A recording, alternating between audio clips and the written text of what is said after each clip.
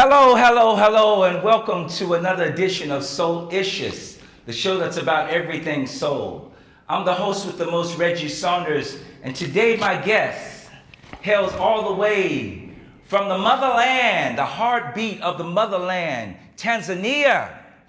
You know what I'm talking about? The mountains, the majestic animals, how the world should be flowing in harmony. So brother's gonna bring a little bit of harmony today. This man, wow, what a story he has to tell. Coming all the way from the homeland, established himself in Switzerland, and since he's been here, he's been bringing the flavor to everybody's ears, all right? So without further ado, please put your hearts and your hands together for one of the most premier DJs in all of Switzerland and some parts of the whole of Europe. My friend and soon to be yours, DJ KALIIM, AKA the legend. What it be, Rick? Wow, man. Hope it did you justice. You know, I was just looking behind this like, Who you talking about? what are you talking about? Is it really me? Talking about you, man. You bring it to the table. Hey. Yo, man, thanks for having me. Hey, it's I'm my glad pleasure. to be here. Long time and yeah, I mean, sorry about last time because I was supposed to show up. Exactly, here, like, exactly. what- The audience is waiting, but it's okay. You have faithful friends, Well- faithful people that want to see. So they're back again, and they brought more with them. I appreciate that. I appreciate that. They But broke you know, it was for a good reason at that time. Absolutely. You know, I had to cancel it. Absolutely. And All is forgiven. actually, I would like to take this opportunity to apologize to the crew here, you know, Yeah. to all the stuff, you know, because I'm sure there was a lot that's been put into preparing the show. That's okay. And obviously, I couldn't Well, you make can it. see your importance because you were invited back again. You know, so Appreciate it. that doesn't happen to everybody. It's like one shot. Well, can't do it. Hey, we understand. No, I you know, appreciate that, thank you man. and bye. I No. appreciate that. No. But check it out. Okay, so let's jump right into it. All right, Tanzania. All right.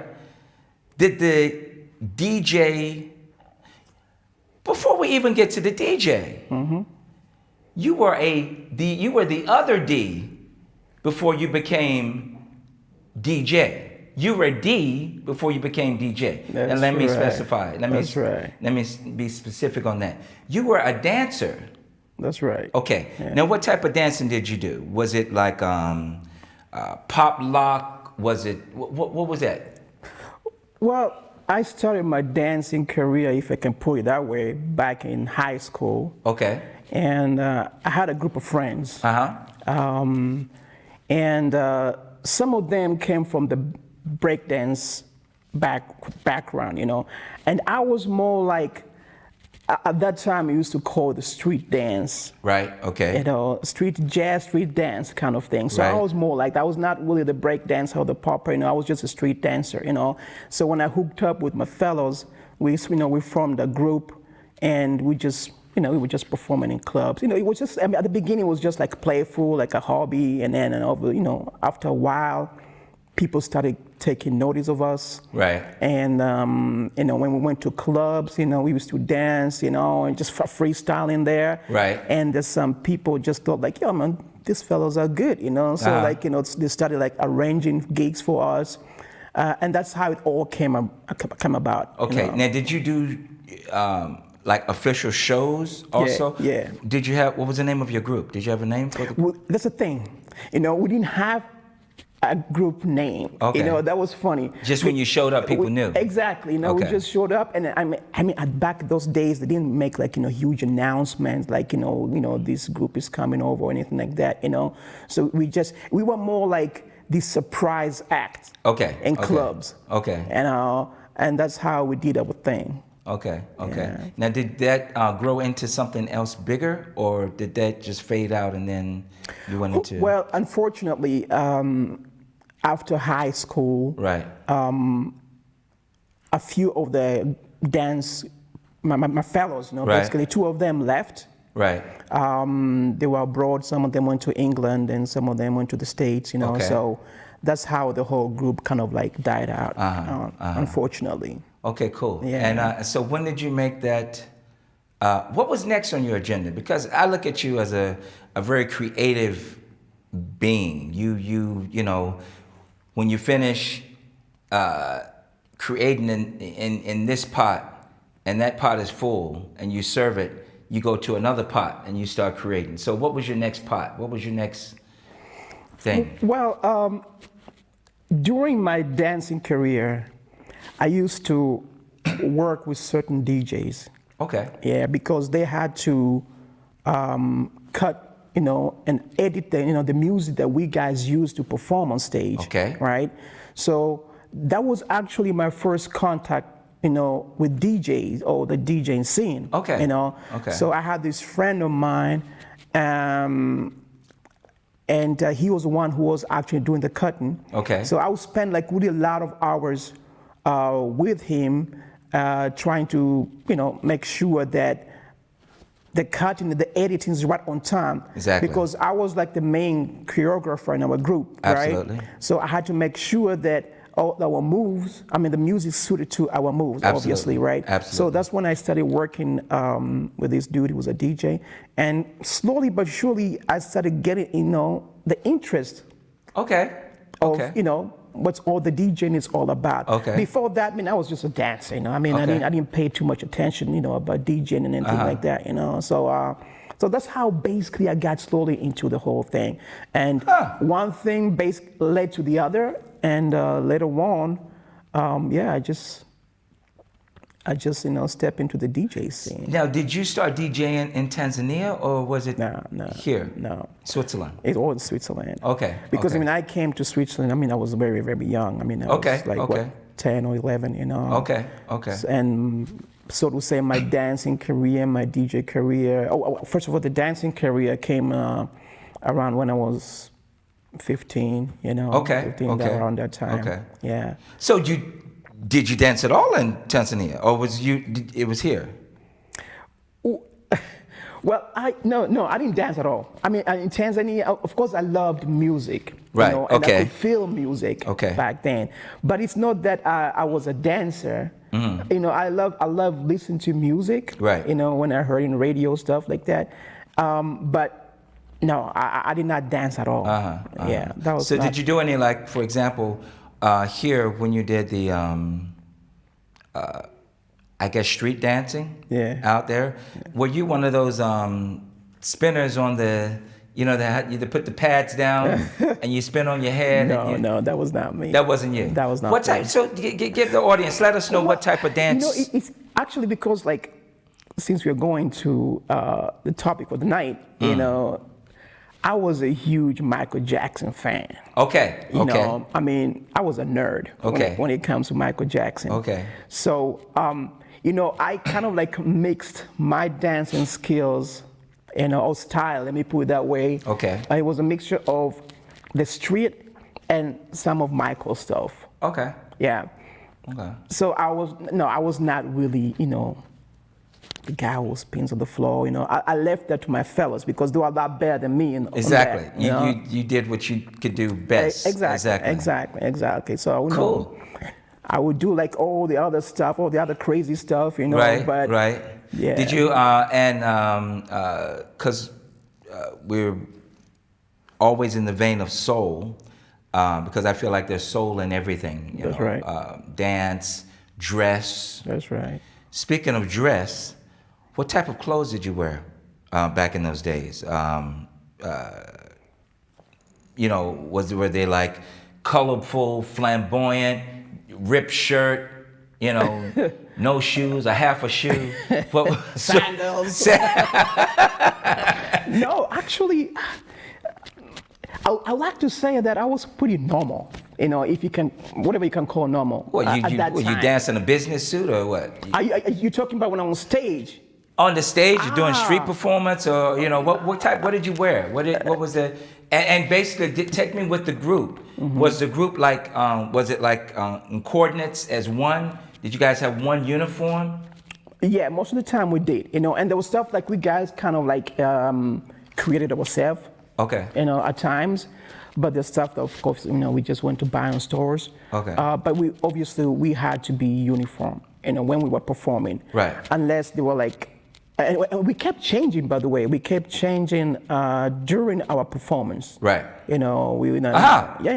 Because there were some certain sections of the performance where, for example, came the part where I had to do some Michael Jackson moves. Right, exactly. So I had to go and change and put the gloves on. Gotcha. And all the stickers and stuff. Cool. So I had to do that. So there was some interaction in terms of changing clothes and fashion. During our shows. So let me ask you this: is there any footage of this anywhere? Did you bring something for the audience? Did you bring something for the people? Actually, no. But the thing is this: back in then, I mean, we're talking about the late '80s. Okay. Right. Okay. Early '90s, late '80s more.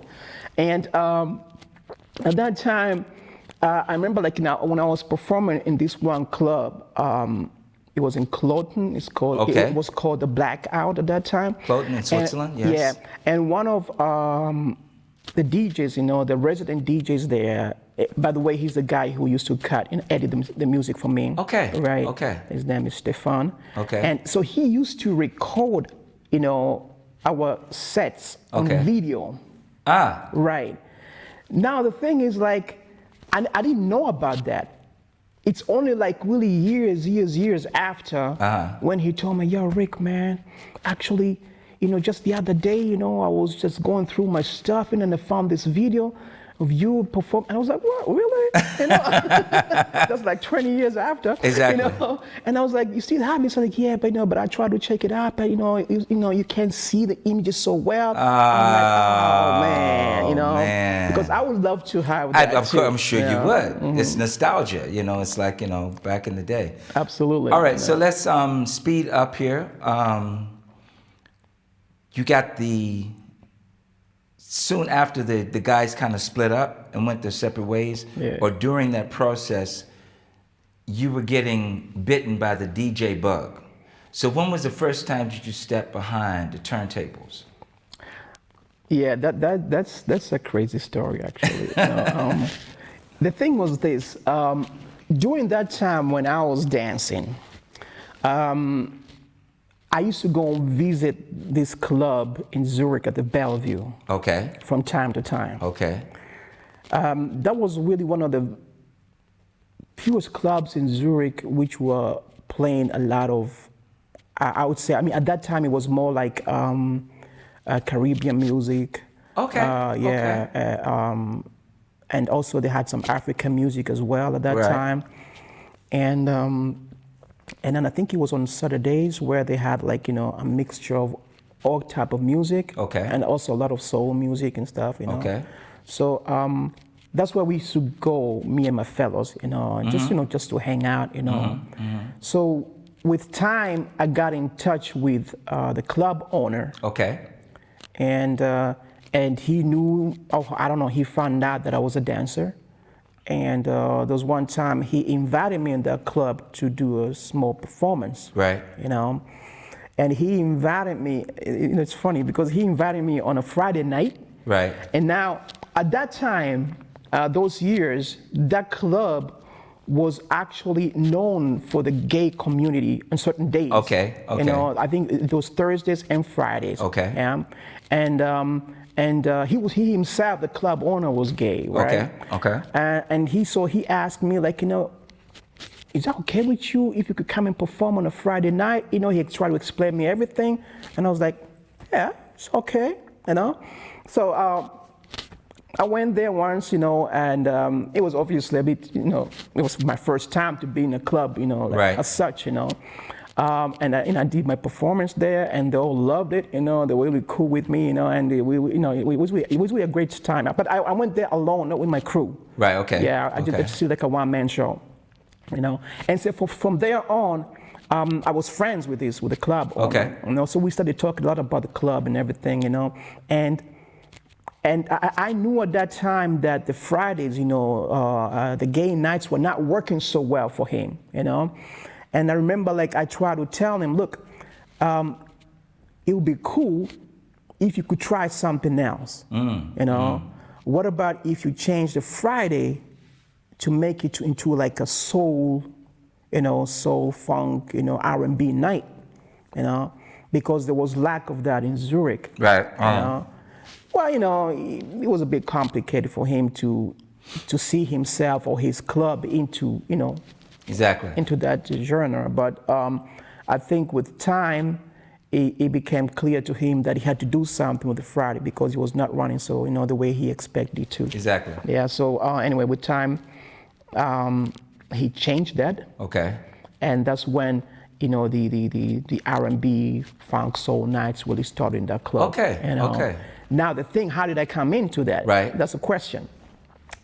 I used to know the DJ who performed on those Friday nights. Okay. Right. Now at that time, I had absolutely no interest in DJing. Okay. At all. I mean, it never came to my mind, Right. that I could I could do that. Right. But so funny enough that one day I was doing a part-time job at one company, and on my lunch break I was outside chilling, having my sandwich, minding my own business. Right. And all of a sudden I see this dude, from Van. I'm like, I know this guy, man. I know this guy from, but I was still thinking. I was like, but that's the DJ from the club, So I just like hollered at him, and then, he saw me, he came to me, so we had a time to talk a little bit, Right. So he was just telling me about the DJing thing, and that's when I started gaining some kind of interest. Okay. And just out of curiosity, I asked him, yo, do you mind if I join you one night, just and see how, you do your thing? Wow. Okay. And he was like, yeah, cool, So I remember that day we went to his place, Right. and that, and I saw him prepare himself for the night. And one thing that really, really impressed me on that day was seeing all his records, the vinyls lying around all over the place. I was like, wow, I was like, it was so surreal for me, Right, to exactly. see so many records at once, Right. So anyway, from that on, we went to the club. And so I got to see the whole process, Okay. of the build-up of a DJ, and I started gaining some kind of interest, but I was not that far yet. But that's where the whole interest started. That's interesting. Exactly. That's interesting. What happened later on was, But you got the spot though. You got the was this club, was that the first spot that you actually started? Yeah, that was the spot. Because see, I know a little bit of I'm how can I say? I'm kind of at the tail end of that journey of yours. Because I came around and one of our stories is that I came in and, not being a shy guy, came up, talk, hey, da-da-da-da-da, though we had met previously. And I think maybe you invited me over or something, I don't know. Yeah. And I came in and you said, hey, Reg, I got a free mic. And, there are not too many mics that I haven't not liked. So Yeah. I grabbed the mic and I started, doing some whoop-de-doo or whatever on it. And then that was cool. And then we developed something later on. So it's interesting how you just connect the dots and you can kind of see how everything was there. That's right. But it's interesting that you mentioned that mic, thing, because I remember back then when I started playing in the club, right? What I used to do is that there was a certain part of the night where I will have, some of the guests come and do a freestyle. Yeah. Oh, yeah. Yeah. Yeah. I would just drop some instrumental, Right. And anybody who had something to prove, Right. some talent could come over, Right. grab the mic, Right. and start spitting, Exactly. So there was this thing, but obviously I had to make sure that those people who were grabbing the mic, they had really something to show. Exactly. Because there are a lot of people who just scream I the can mic. do this and I can't, and they What I'm can't. saying? Exactly. So that was a part of the entertainment for the night. Right. I just did that for 10 minutes, 15 minutes, session, where guys could come and do that. And surprisingly, we had some really, really talented people. You found some people. Yeah. Yeah. Back then, we had some some rappers who do some freestyle. I mean, Right. crazy, man. Yeah. Crazy. And people loved it. Absolutely. You know, they really loved it because it was just like, it was not that you're coming to a club, there's just DJ Exactly. playing, there was something going on. I was going to you say know? it's another aspect of the show. Right. It's like it wasn't just bam. It was like, oh, you like that angle? Check this angle out. Yeah, that's I'm gonna right. throw this curveball at That's you. right, that's and right. So and I remember, we're talking about Hey Club, aren't we? Yeah, I didn't want to mention the name because I got some bad vibes from back in the days. But yeah, it is the Hey Club. That's right. Okay, Yeah. sorry. Hey, those people have moved on. Don't worry about it. Those people they've all moved on. We've all gotten better and grown up, so it's no sweat. Yeah, that's right. But because people would come back, like I was telling my guest before, Veran Pekovic, that people would just would say, so what you doing this weekend? I said the same, or where you going this weekend? The same place I went last weekend. Hey Club. That's right. And it was, and later on, like Veron said, it became Cubanito. Mm-hmm. That's So it was right. Hey Club, Cubanito. Those are like the two. Yeah, And Hey Club. I mean, Cubanito came after. Right, exactly. That's right. Because Hey Club as a club, existed really for a really long time. Right. But obviously those black R&B nights, it was Hey Club who started that first, and then later on, Right. and then it came the Cubanito. Right, That's right. right. So at that time, actually, it was a spot for a lot of people who loved R&B, Okay. good black music, funk, soul, and stuff like that. That was a spot, Okay. And I would say, especially for a lot of foreigners, black people, for either from Africa or from the Caribbean, that was really the spot, where they used to go, And the good thing about it is because when I started there, by the way, my first night, in that club was that I took a chance because I asked, the fellow DJ that I knew at that time who was performing there, I asked him to give me a chance to play at one time, Okay. And he said, yeah, okay, why not? You can just try for half an hour or some, So which I grabbed the opportunity. Right. But it was disastrous. It was disastrous. I couldn't do nothing, And the good thing about Hey Club, if you want to look at it that way, is that you have people there who really understood music, at least at that time. Right. Okay. Okay. And if you as a DJ messed up, they were sure to let you know. So it was kind of like the Apollo in New York. Absolutely. They'll boo you, they'll throw stuff at you, and that's exactly what happened to me, at that time when I started. Oh my God. Yeah, and there was some guys who were coming to the other DJ and said, what are you doing, man? Why are you letting this dude play? He can't do none, So it was really disastrous. So go ahead. No, go ahead. But it was from that moment on when I made up my mind that this is something that I have to master. That's right. That was a motivation for me to say, you know what? I'm going to do whatever it takes. There you go. To get this shit right. There you go. There you go. And that's when actually my DJ career really started. Yeah. So it went from throwing tomatoes to throwing dollars. There you go. You could have not put it any better way. So let me ask you this. Okay, we've been moving on here. What brings you the most joy in what you do as a DJ? When you go to a club, you set up, the people are there, people are moving and grooving to the sound. What brings you the most joy? I would assume you are having a good time. Absolutely. Yeah. So, what brings you? The visual? What is it? What the playing? What keeps you in the flow the whole night? Because I know DJs, you guys do 4 or 5 hour, Sets. sets. I mean, it's like bam. Well, once you start, you don't stop until it's over. Yeah, actually, when I started at that time, I was really the only DJ the whole night. Okay. You know, so that was not just like a 4-hour set. You know, it was a 6-hour set, Right. 6 or sometimes like 7-hour set. Right. You know what I mean?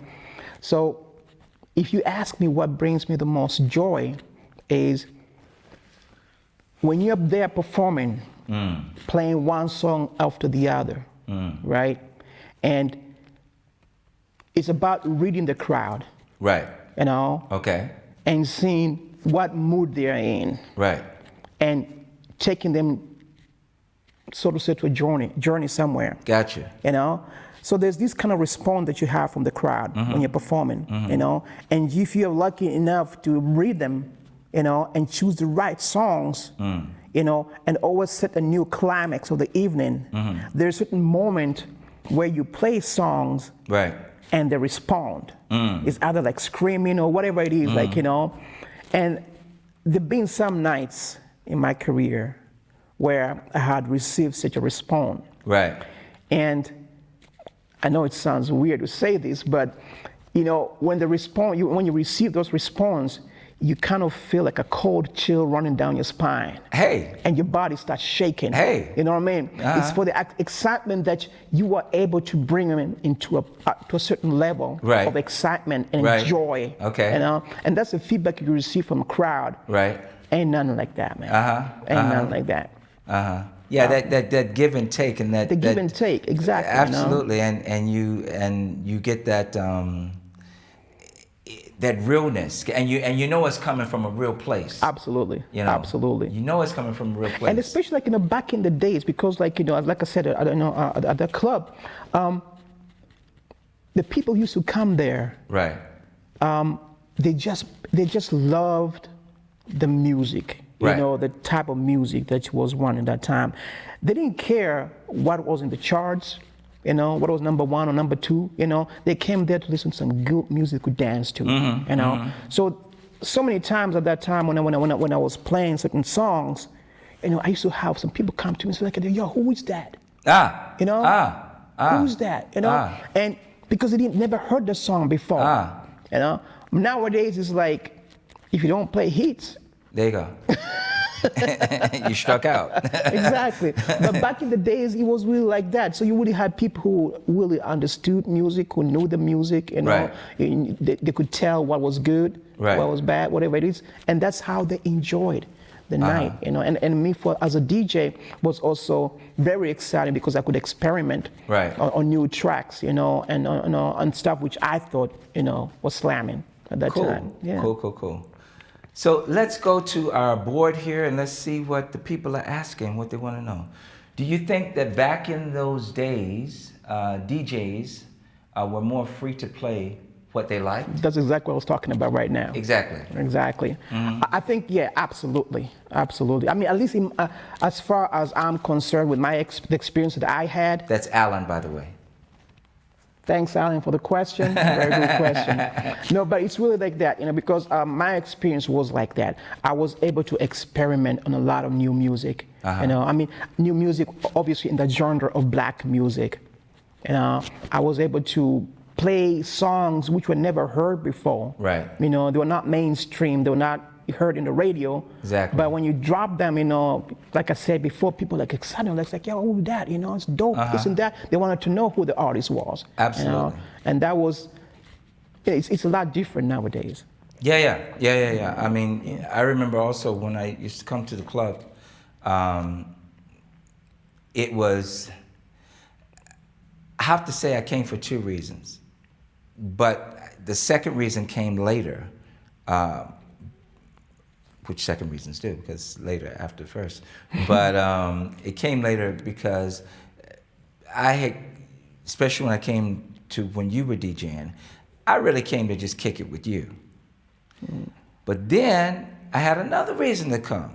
Not only just to kick it with my homie, but to hear music that I'm so familiar with. And I'm thinking, they play that here?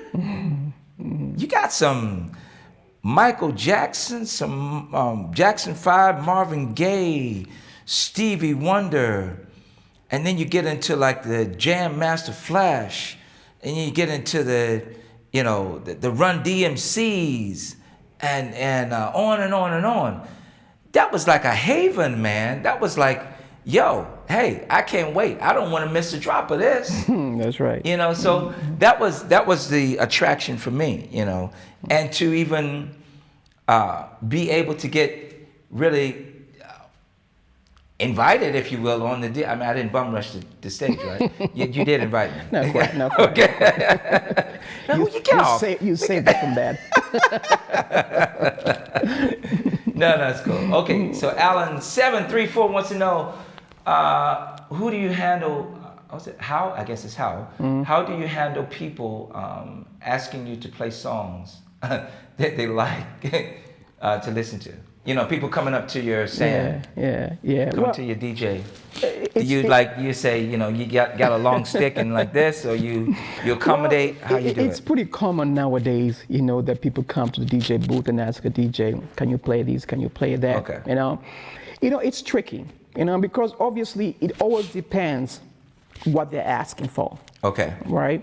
And personally, if I feel like what they're asking for suits the style which I'm playing at the moment, okay, you know, then obviously I can drop that. Okay. Right? But there's some moments like, you know, when you have people come in and they, you know, they ask for something, then you know exactly, okay, I cannot drop that song right now, you know. So I try to tell them, look, I will try to bring them a bit later on, at a certain time, you know. And you have some people who understand that, and then you have others who don't, you know, because they feel like, you know, if they come to you and ask you for a song, you gotta drop it right away, basically the next song, you know, and that don't work, you know. So, you know, I try to be diplomatic. Gotcha. And patient. Let me ask you this though. You have people, for example, let me ask you the first so I don't forget. People that feel like they know you, like they have a relationship with you outside of the DJ. You know, maybe you've worked together in something, or maybe you guys had a drink together, or maybe you had dinner together, you had a conversation. So they feel like they have a connection to you. So they feel when they come up to you and say, hey, J. KALIIM, look, man, can you do this one, you know? And they're not even waiting for your reaction because, hey, we have a connection, we know each other. And like 2 records go by, 3 records go by, they still don't hear the record that you played, that they asked you to play. They go back up here. Yo, I know you got me. I know you got me. You know, it's the next one or the one after, and you still doing your thing. Say, all right, and then they go back and they start dancing. 4 more records happen, and then they start to get a little bit, I won't say irate, but they start to get like a little like, you know, hey, what you trying to diss me? And hey, come on, I know you and this and that. No, you don't know me. No, you don't. Know a part of me that we have shared together. I'm at work. When if I come to your work and I say, hey, say you work at department store, and you know you're the head of the clothing line or whatever, and I said, listen, I want to try that whole rack over there. All right, you got me covered, right?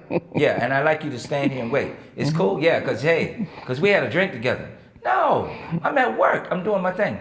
So has that happened? And also, when people come to you, do you, in your heart of hearts, want to be accommodating to their wishes, or sometimes are you saying, yo, you know, like a fly, and you yo, don't bother me. Don't bother me. How you feel about those two? Well, to answer your first question, yes, it happens. You know, it happens. You know, the people come whom I know, and that's the same. You know, that's just the way you said it. Like, you know, they feel that they know me, and that you know, they can convince me a lot faster to do something. Right. Exactly. You know? But I basically treat everybody the same. Okay. Because, you know, I pay a lot of attention on my set.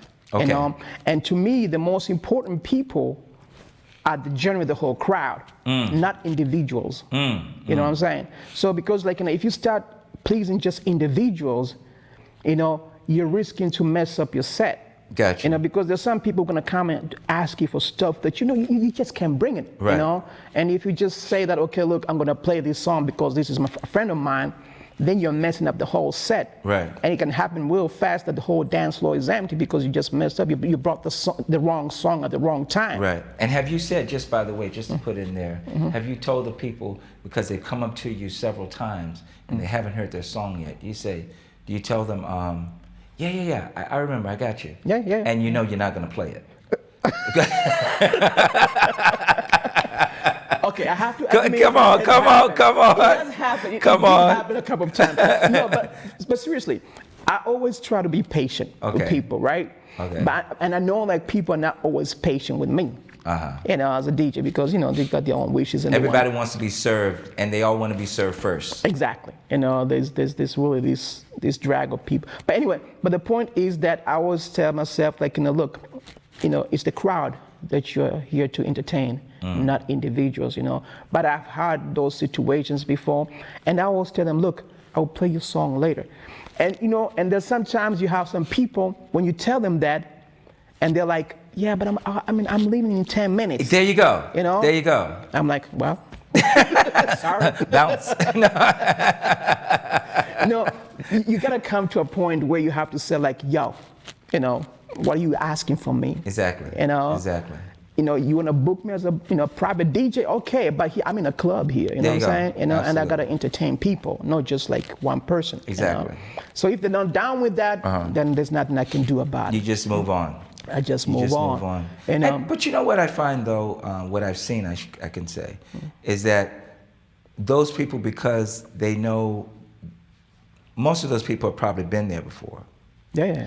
And they know that if they don't get the exact song that they want, they're gonna get something that's gonna make them feel good.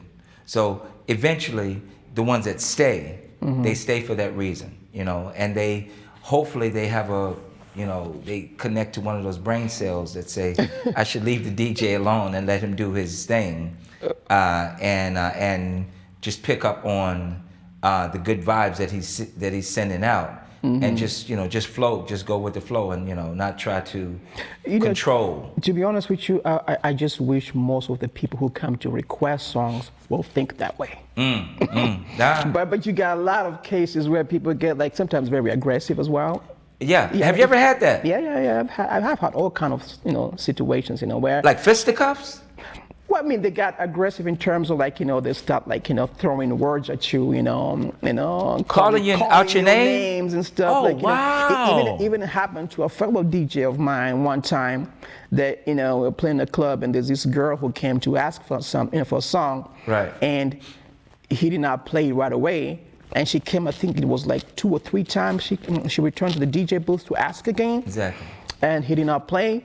So she that was incredible. She just like, she had a glass of drink or something, and she poured the whole thing on my homie's computer, No, she did not. She did. Oh, and what happened after that? There was a short circuit. Okay, you say it on camera. Well, there was a short circuit, obviously, and the music died, so I had to go back and take over for him until he was able to clear up his computer, but it was gone. And was she escorted swiftly to the door? Definitely. That was definitely part of the condition for us to continue. Because it happens very rare that they get like super aggressive, but it does happen, and that's like I don't know, it's just like sign of the times, I guess, like, people are not so patient anymore, and they just demand things and want you to do things they don't want to do right away. Exactly. It's that's the difference that you feel nowadays compared to back in the days. Right.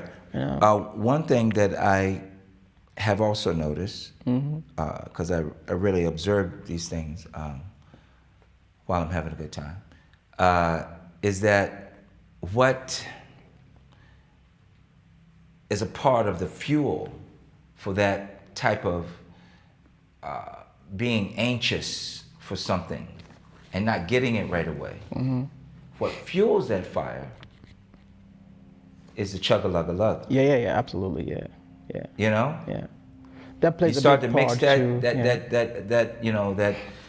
That combination of the substances in your system, and then you feel like you're King Kong or his brother or sister, and you can just you can just do whatever you want to do. Absolutely, man. You know what I'm saying? Yeah. And then it's only later on, if you are a person with sense, you kind of come back and you say, hey, that's not really the true me. Yeah, I apologize, and this and that, Because I know in some of these clubs, and like you said, it wasn't often, but in some of these clubs, there were some fisticuffs, there were some stabbings. Yeah. I mean, you hear all kinds of all things. kinds of things, all kinds of things. So it's all mixed in, but basically the whole thing is about really going in, enjoying yourself, getting away from the weeks. That is what's all about. Actually, what it should be about. Exactly.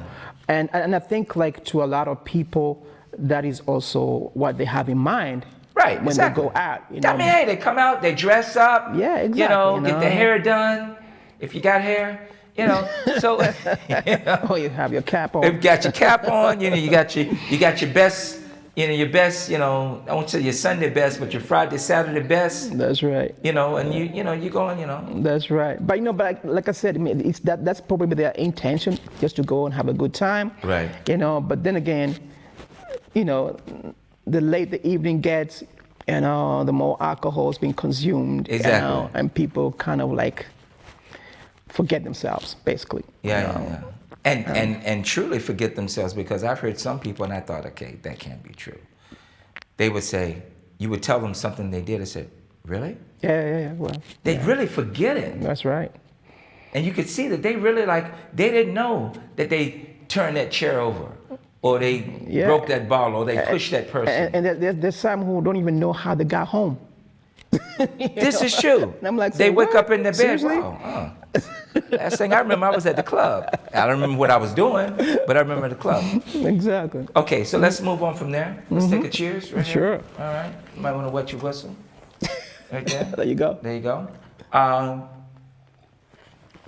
So, as you've seen on Soul Issues, on my shows, most of the time, I think pretty much every time up until now, I've had a focused artist. That's right.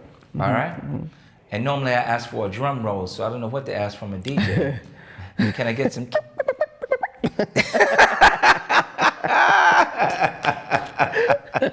That'll work.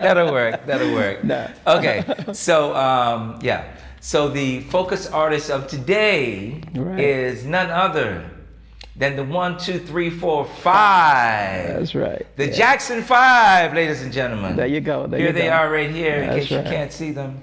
Right there. This is them in their days of innocence. Right there. Yeah. Jackson 5. Can you name them? Well, most of them, yes, definitely. Really, most of them, only 5 of them. Most of them. I'm not asking to name the Jackson family with the cousins. Obviously, it's Michael. Okay, where's Michael? That's Michael. Who is this? That's Jermaine. Jermaine? That's Tito. Tito? I think that's Marlon. Okay, who? Marlon. Marvin, okay. No, Marlon Jackson. Marlon, got you, Marlon, right? No, but hold up. No, but I think that's Jermaine up there. Up here? Yeah, that's Jermaine. Okay. That's Jermaine. You're not just throwing names. We all know the names. We want to know who the names fit. Exactly. Who the names fit. But that's like, we're talking about sometime in 70, what? When is it, 75, 76? Probably. Somewhere around that area, So Yeah. So I'm not quite sure between those two, like, the one on the top and the one on the right there. Yeah. I think the one on the top is Jermaine. So basically, it's their last name is Jackson. That's for sure. Definitely. Jackson 5. That's right. Okay, so when did you first come in contact with the vibe of the Jackson 5? Of the Jackson, yeah. Actually, it was in Africa. Ah. Yeah, it was a time before I came to Switzerland. At that time, I was living at my uncle's place. Okay. And my uncle had 5 kids, my cousins, and 3 of them, they were much older than I was. Okay. About 5 or 6 years older than I was. And the thing was like this: my uncle, he was a politician at that time. Okay. So that's why, like, a lot of times he would travel, because of his yeah, his political duties and stuff. So my cousins, the older ones, they used that opportunity when my uncle traveled to organize so-called house parties. Okay. Yeah. Okay. And they were involved in a gang. Okay. Back then, All right. A district gang. Right. And they used to call themselves the Manhattans. The Manhattans, right? So everybody knew when the Manhattans threw a party, there was something going on. You gotta be there. Okay. Right? Okay. Okay. So what happened was they organized these parties. Right. And since I was just a small boy, I was not allowed to go to those parties. You know? So they, before the party started, they would tell me, okay, yo, you're going to your bedroom right now. You're going to sleep. You know, you're not a part of this party. You know? So I was like, yo, man, come on, what's the big deal? I'm just coming just to, to see what's going on. But they did not allow me to do that. So what happened was like, okay, I would be in my room and the party would be going on, and the music was so loud, I could hear the bass, and and I was like, yo, man, I can't sleep anyway, So I decided somehow to sneak out. Okay. Yeah, in one of those parties, just to sneak out, And the thing was like this: they did the party when my uncle's house. They had like a garage, right? Okay. And in the garage there was like a long sidewalk, so to say, and that's where they did like the whole dance floor. Right. So what I did, I sneaked out. I went to the rooftop of the house. Okay. Yeah. Okay. And from there, I could observe everything was going on down there, So find a way. I did that, and while I was up there, I heard the DJ, or if you can call him a DJ, he was just like playing one record or the other. I was hearing the songs that he was playing. Right. And I remember, capturing one of the Jackson 5 songs. Okay. I think it was from the Destiny album. Okay. Exactly. Right. Yeah. Yeah. When I heard that song the first time, I was like, whoa. I felt parts of my body shaking. I didn't even know they could move. So that was my first interaction with the Jackson 5 songs. And I remember during the night they would play a lot of Jackson 5 songs. Right. At that time I did not know. Right. Those were the Jackson 5s. Okay. It's only like years later. Right. But I remember the songs. Right. But you had heard of the Jackson 5 before? Not. Okay. I mean, I was young at the time, and I was like 9 or 10 years old or something. I didn't know anything about, but I heard the songs and they moved me. They really moved me. And it was only actually years after when I came to Switzerland and I started listening to more radio. That's when I from time to time I would hear like the old school songs, and I got into that. And that's when I found out actually, I know these songs, Right. I used to hear them back then, right, exactly. At the Manhattan parties, Exactly. And I came to find out, those are the Jacksons. Cool. That's how actually my first contact with the cool music. Story. Before I get to a couple more questions, I want to ask you this. What would you, because taking you back to your dancing career, what was your favorite Michael Jackson move? My favorite Michael Jackson, he had a lot of moves. He had a lot of cool moves. He did. But what was your favorite? What were the ones that you would display? Because you said you mixed it in. Yeah, the spin. The spin? The spin, the freezing on his toes. It's amazing. I don't remember how that goes. Oh, hell no. Hell no. Yo, you got a top you want to just spin? Just to show us. Can you do a finger or something? We had talking at a time when I was at least 20 kgs lighter than now. Oh, hey, yo. It's like riding a bike, man. Come on. Oh, hell no. But you could do it, right? To be honest with you, I have not done. When's the last time you did it? That's the thing. I can't even remember. 1825? Must have been. Must have been. No, for real, man. But yeah, but the spin and like freezing on his toes like that. Man, I wish the camera could have caught that. I wish the camera, I wish you could see what I just saw. Oh, he put the toes up like that. And then like, poof, went down like that. Woo! That's about it. Mm-hmm. You know, when he did it, I heard, Okay, let's go over into some questions here. Dominique wants to know, what do you think about MP3? What do you think of MP3 when it came out? What I think about MP3 when they came out? Well, you know, for us DJs who started with vinyl back in the days, right? It took me at least some time to get really used to the whole MP3 thing, to adjust myself to the whole technique, because now we used to use vinyls back in the days, right? And all of a sudden, not all of a sudden, but with time, it came like all, you know, the softwares, the new technology. So it took also time for me to get used to the whole new technology.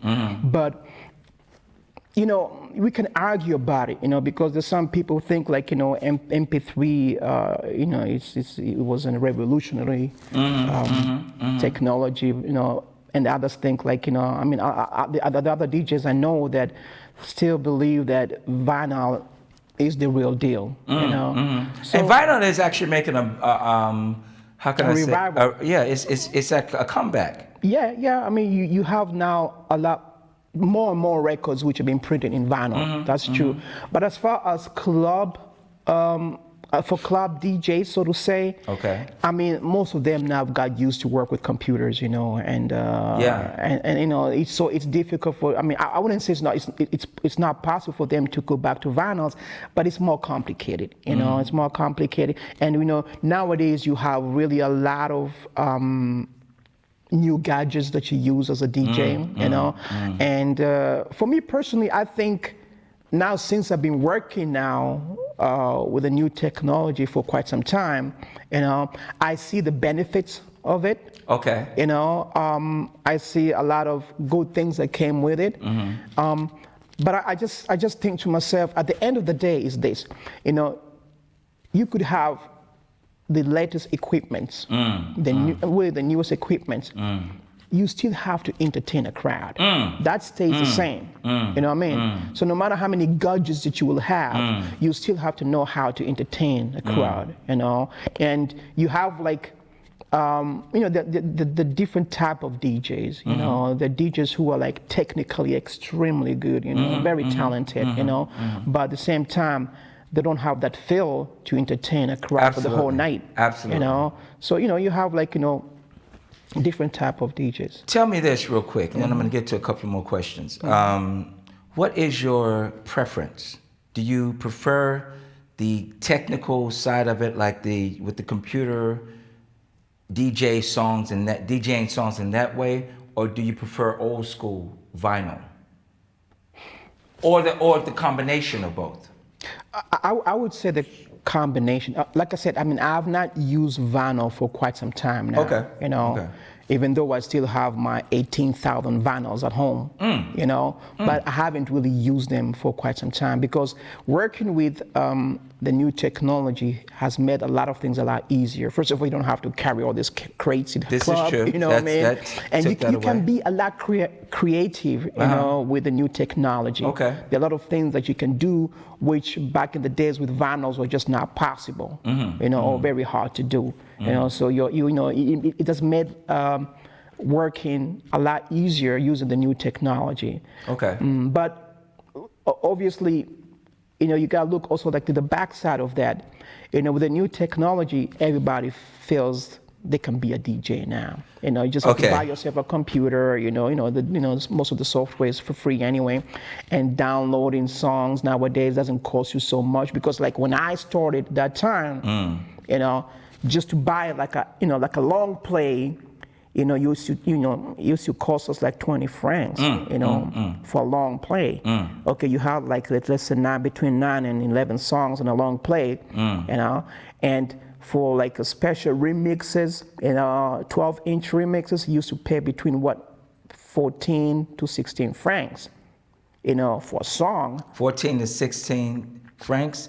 Pretty much it's like $14 to $16. Exactly. For you know, for guys. one song. Yeah. You know what I mean? And that's why it was costly. You know, and you could not just like say like I'm gonna go and download songs from here and there for free, whatever. Or just pay like 2 francs for a song. It was a lot different. You know, so it really required a lot more. You had to be really dedicated to be to want to be a DJ at that time, because it was really about money as well. You know. Absolutely. Yeah, you had to make a livelihood. Absolutely. Yeah. Let's do a how can I say, a fast shoot 'em up round. Okay. Maybe I could have used another metaphor. Anyway, so let's go over here to see what so Olivia wants to know. Do you also work with vinyl? We talked about that already. We talked about that, yeah. Okay, do you produce your own music as well? That's a good question. To be honest, that is one part which I wanted to do that like a while ago. I wouldn't say unfortunately, but there's certain parts of my DJ career where I became a promoter myself. Gotcha. You know, I promoted parties, and there was one time I also owned a club in Zurich. Right. You know, and I would like to say that got somehow on the way of me being more creative in the musical part, you know, and doing more on that side. You know, it's probably a stupid excuse, but that's what happened. Anyway, so. Okay, that's cool. That's cool. Okay, Christoph wants to know. Christophus, I guess, he wants to know. What are your experiences with Patreon? I'd like to know that too. Hey. You're my man, Christoph. Hey, we're building it up, and soon, you will be able to actually participate in the right way. I promise you that I will have all of the information for you there with the Patreon. Like I said, there are things behind the scenes, behind the camera that will be, you know, for the people only on the Patreon page, and the live people won't be able to see, and so many beautiful things, pictures, conversations, concerts. Soon also I will be having Soul-icious t-shirts also, you know, in probably different colors and stuff like that, so you can purchase that, and like I said, every dollar, franc, euro that you give to the put on my Patreon page will go to the building of Soul-icious in one form or another. So gonna have definitely more information. More than likely, we have a meeting on Monday, so I'll be more correct with it by the end of the week. Okay. What are your experiences? Okay, got that one. Under your name, yes, it will be under my name. Yes. What kind of new gadgets? Okay, we talked about that already a little bit. Kind of the different. You have to check that out. The gadgets. Do you play vinyl? We checked that one. We did that one too. That's right. Anything else under that? I guess that's it. So, yeah. You don't feel nervous now. You look pretty relaxed. I'm cool, man. You're like a cool breeze. I'm cool, man. Okay, so tell the people, those are your people, all of them in there, all 5 million are right in the camera. Okay. So tell the people now I'm getting nervous. Tell the people what's happening with DJ KALIIM today. What's happening? You have some new projects. You have you're DJing. Where are you DJing? Where can they find you? Well, unfortunately now, due to the whole COVID-19 pandemic situation, right. You know, a lot of clubs are not organizing parties anymore. Right. And that's also left us to, you know, in a very difficult situation as DJs. You know, just recently, once the whole lockdown was eased, some clubs started slowly to do some events. But then, just like, was it a week ago? We had Right. like, this super spreader apparently. Exactly. So things have changed a bit. Exactly, which has caused a lot of clubs to close again. Right. So right now, I think if I'm not confusing, my next gig is going to be on July 18th. Where? I'm going to be at the Aubrey Club. Aubrey Club. Yeah, Aubrey Club. that's like, but it's going to be like a more like Afro. Okay. Afro event.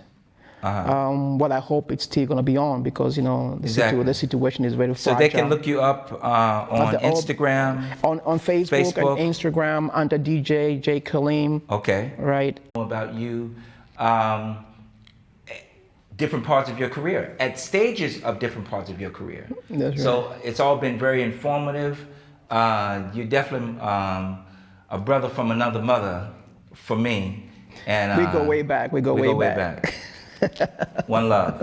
One love. So I want to say thank you very much to my audience. This has been another edition of Soul-icious, the show that's about everything soul. And please join me with my next guest. My next guest will be coming all the way from the soul scene, the 60s, the 70s. And it's going to be an amazing show. All right? So I want to thank you one more time. Please come back again. Please keep supporting Soul-icious. We're doing beautiful things here, and we're just taking it higher. You got that? Mm-hmm. All right. I'm the host with the most, Reggie Saunders. Peace.